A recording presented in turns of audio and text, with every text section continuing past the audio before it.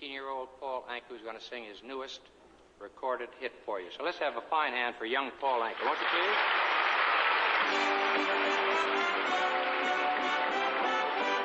Put your head on my shoulder,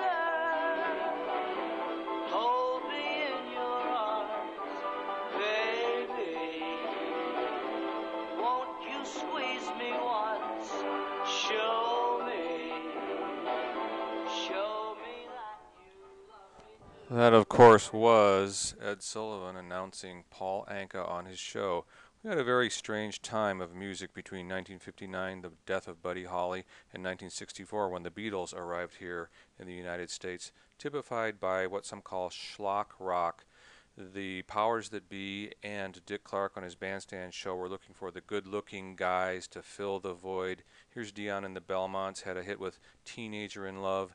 Dion later went on with a solo career and had a couple of very good songs, Runaround Sue and The Wanderer. More schlock rock. Bobby Darin, again, a performer more in the Frank Sinatra vein with Beyond the Sea and Mac the Knife, but also did some of the sappier stuff such as Dream Lover, and there's a video of him doing Dream Lover down below, so please look for that, Bobby Darin. And Neil Sedaka, still around today. Calendar Girl, Breaking Up Is Hard to Do, wrote a big hit song for Captain and Tennille, Love Will Keep Us Together, who Captain and Tennille, who now live in Prescott. Sedaka just put out a new album, actually a very fine songwriter.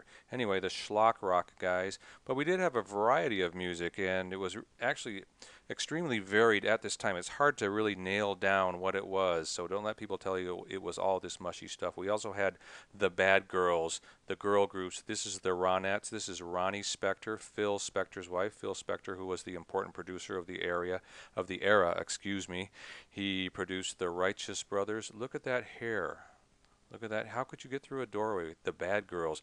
The Ronettes, they had a big hit, Be My Baby.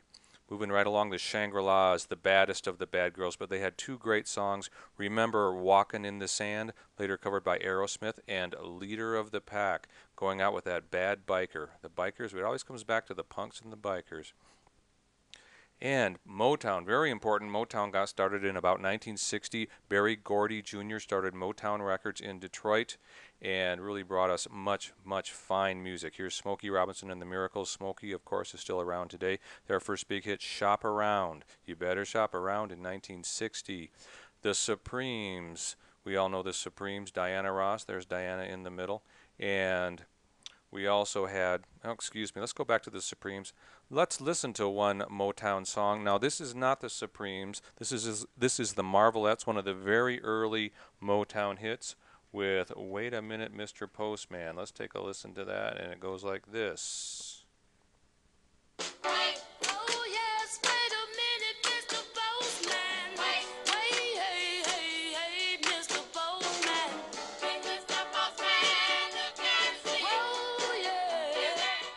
That is the Marvelettes, not the Supremes. Sorry, wrong picture there. The Marvelettes with Please Mr. Postman from 1961. Two groups from this period really need to be mentioned. The Four Seasons had some great songs in sort of a doo-wop style.